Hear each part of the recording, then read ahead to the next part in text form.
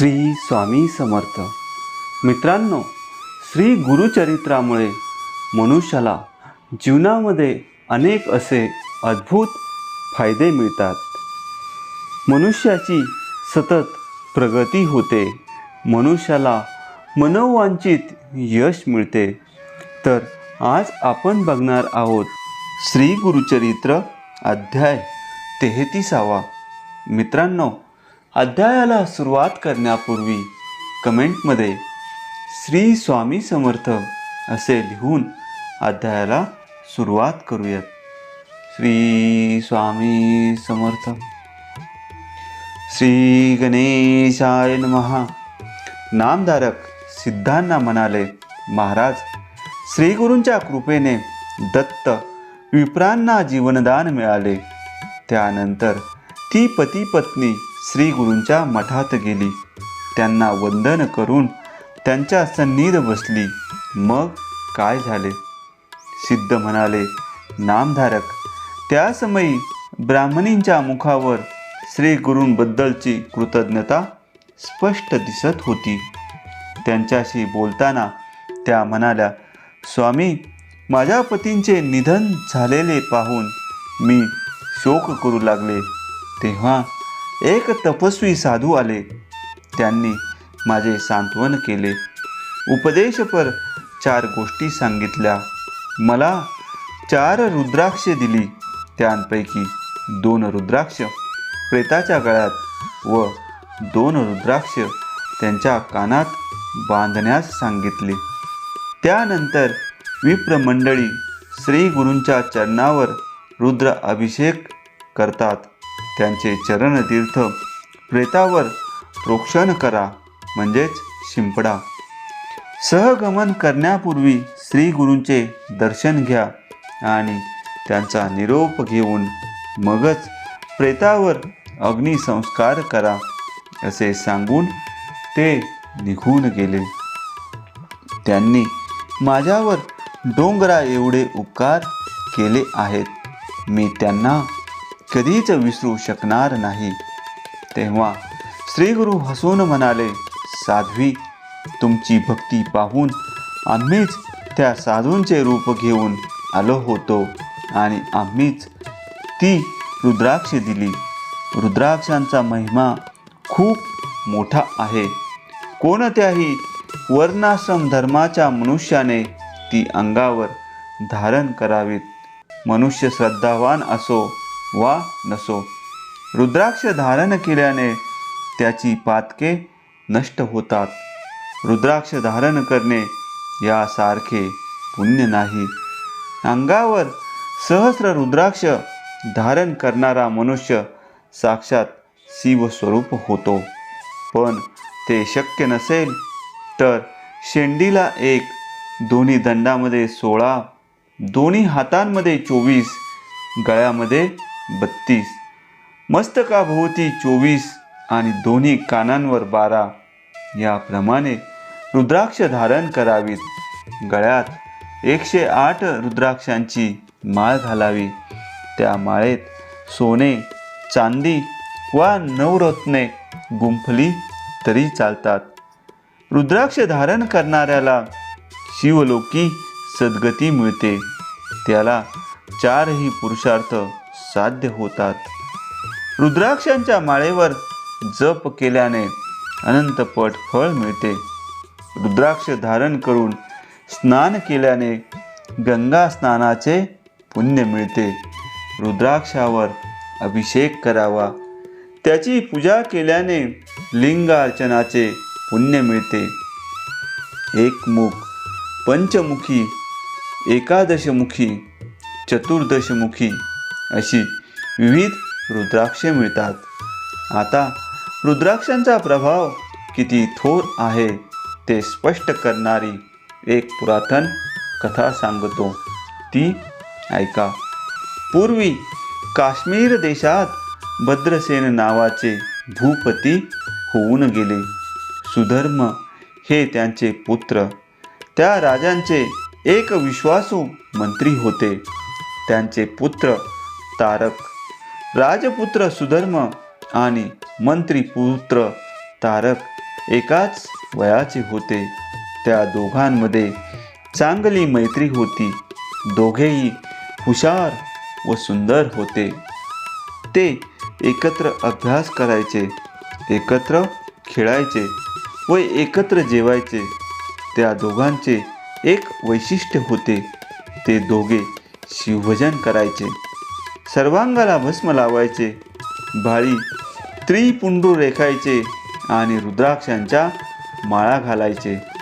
त्यांना राजवैभव, अलंकार, उंची वस्त्रे आदी कशातही रुची नव्हती. त्या बाबतीत मातापित्यांनी कितीही आग्रह केला तरी ते ऐकत नसत. या त्यांच्या विक्षिप्त आचरणामुळे राजा व मंत्री दोघेही चिंतामग्न असत. एकदा त्रिकालज्ञानी पराशर ऋषी भद्रसेनांना भेटण्यासाठी आले होते. राजांनी सन्मुख जाऊन त्यांना वंदन केले, त्यांची पूजा केली, उत्तम आदरातिथ्य केले. ऋषींनी त्यांना क्षेमकुशल विचारले. तेव्हा त्यांनी सुधर्म आणि तारक यांचे आचरण सांगितले व म्हणाले, या दोन्ही मुलांना भस्म आणि रुद्राक्ष धारण करण्याचे वेडच आहे. मी त्यांना अनेकदा समजावून सांगितले, रागावून पाहिले, पण ते ऐकतच नाही. ते दोघे असे का वागतात? त्यांचे मनोगत ऐकून पराशरांनी सुधर्म आणि तारक यांचे दिव्य दृष्टीने अवलोकन केले.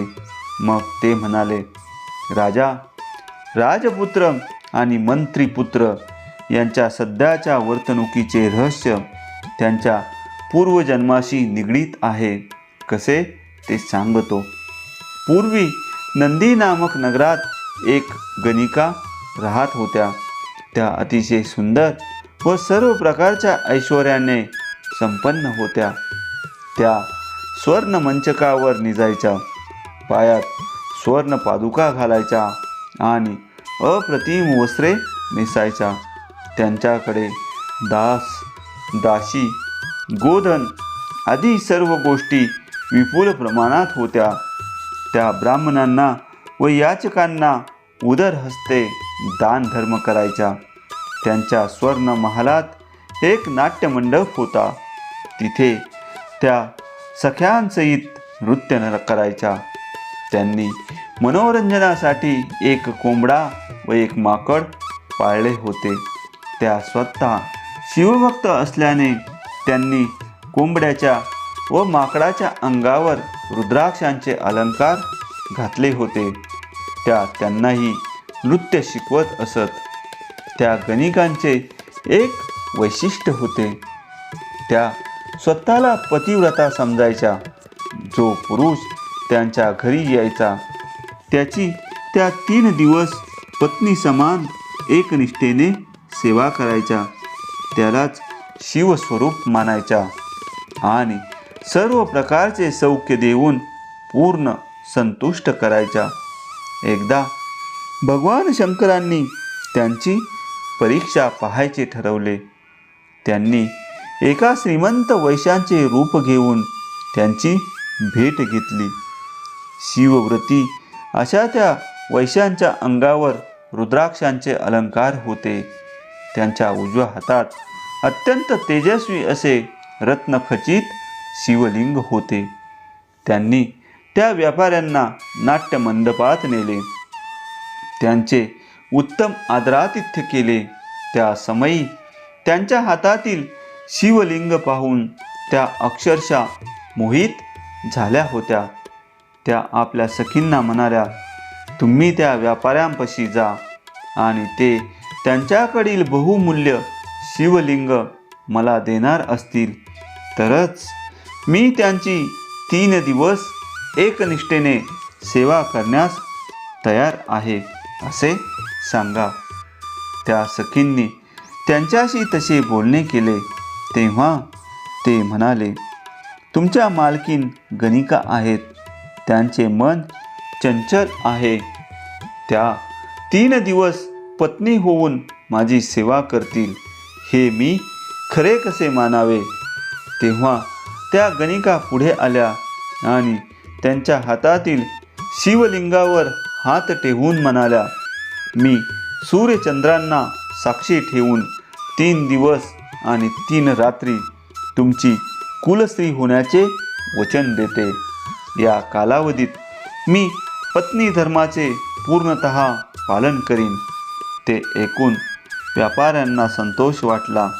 त्यांनी ते दिव्य शिवलिंग त्यांच्या हाती दिले व म्हणाले, हे लिंग माझा प्राण आहे. याचे काळजीपूर्वक जतन करा. याला जराशी जरी हानी पोचली तरी मी प्राणत्याग करीन. त्यांचे म्हणणे मान्य करून त्यांनी ते शिवलिंग नाट्यमंडपाच्या मध्यवर्ती स्तंभाला बांधून ठेवले. मध्यरात्री झाली. त्या गणिका वैशांसमवेत प्रणय क्रीडेत रम्मान झाल्या असताना भगवान शंकरांनी अजब लीला दाखवली. त्या नाट्यमंडपाला अचानक मोठी आग लागली. त्या भयंकर आगीत तो वैभवशाली नाट्यमंडप जळून भस्मसात झाला. गणिकांच्या सेवकांनी व नगरजनांनी ती आग विझवण्याचा खूप प्रयत्न केला, पण उपयोग झाला नाही. त्या आगीत त्यांनी पाळलेला कोंबडा आणि माकड जळून गेले. शिवलिंगही दग्ध झाले. तेव्हा त्या वैश्यांना अनिवार्य दुःख झाले. त्यांनी चिता प्रदीप्त केली आणि अग्निप्रवेश करून सर्वांसमक्ष प्राणत्याग केला. एका मागोमाग घडलेल्या या घटनांमुळे त्या गणिका हतबुद्ध झाल्या. शिवलिंग दग्ध झाले आणि पुरुष हत्येचे पातक घडले म्हणून त्या एकसारखा शोक करत होत्या. त्यांनी वैश्यांना 3 दिवस पत्नी होण्याचे वचन दिले होते. त्याप्रमाणे पतिव्रता धर्माचे पालन करणे आवश्यक होते. त्यांनी सहगमन करण्याचा निश्चय करून आपली सर्व संपत्ती ब्राह्मणांना दान केली. सेवकांना सांगून चिता प्रदीप्त केली. आपल्या मातोश्रींचा व बंधूंचा निरोप घेतला. त्या सर्वांनी त्यांना सती जाण्याच्या विचारापासून परावृत्त करण्याचा खूप प्रयत्न केला, पण त्यांचा निर्धार अटळ होता. त्या म्हणाल्या, मी सूर्यचंद्रांना साक्षी ठेवून त्या वैश्यांची 3 दिवसांसाठी पत्नी झालेली आहे. दैवयोगाने ते माझे पती मरण पावले आहेत, म्हणून पतिव्रतेच्या धर्माला अनुसरून मीही सहगमन करणार आहे. संसार दुःखमयच आहे. त्यात केव्हा तरी मरण येणारच आहे, पण या सहगमनाने मला पतींना दिलेले वचन पूर्ण केल्याचे समाधान मिळणार आहे. त्या धगधगच्या चितेपाशी आल्या. त्यांनी अग्निनारायणांना वंदन करून एक प्रदक्षिणा घातली. सूर्यदेवांना व ब्राह्मणांना नमस्कार केला. मनात शिवजींचे स्मरण केले आणि दुसऱ्याच क्षणी त्या चितेमध्ये उडी घेतली. तर काय आश्चर्य! त्या धगधगत्या अग्निकुंडातून भगवान शंकर प्रगट झाले. त्यांनी त्यांना वरचे वर झेलले. त्यांच्या सामर्थ्याने अग्नी शीतल झाले होते. शिवजींनी त्यांना खाली ठेवले व म्हणाले, तुमच्या धैर्याची परीक्षा पाहण्यासाठी मीच ही माया रचली होती. मीच वैश्य झालो. मीच नाट्यमंडप दग्ध केला आणि त्यानंतर अग्निप्रवेश केला. त्या परीक्षेत तुम्ही उत्तीर्ण झाला आहात. तुम्ही खऱ्या पतिव्रता आहात. तुमच्या भक्तीवर मी प्रसन्न आहे.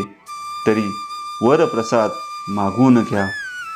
गणिकांनी शंभू महादेवांना नमस्कार केला आणि विनम्रतेने म्हणाल्या, पशुपती, आता जन्म मरणांची यातायात नको.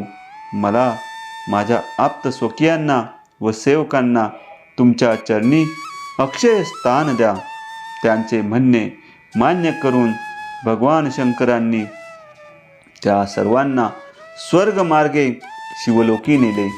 त्या गणिकांना त्यांच्या दासदासी व परिवारासह मुक्ती दिली.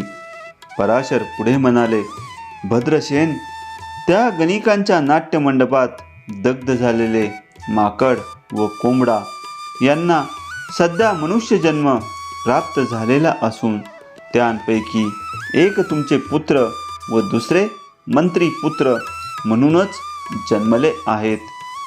त्या योनीत रुद्राक्ष धारण केल्यामुळे पुण्यवृद्धी होऊन त्यांना अत्युत्तम मनुष्यजन्म लाभला आहे व ते ऐश्वर्यात राहत आहेत.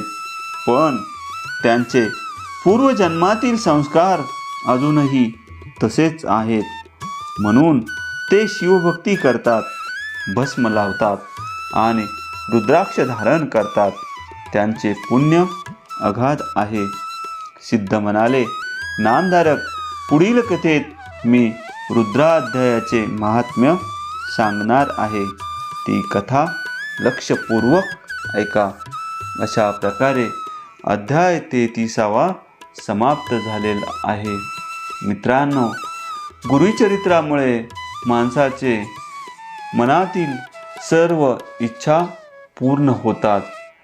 पुढील अध्याय ऐकण्यासाठी आणि वाचण्यासाठी चॅनलला सबस्क्राईब करा. भेटूयात पुढील अध्यायात.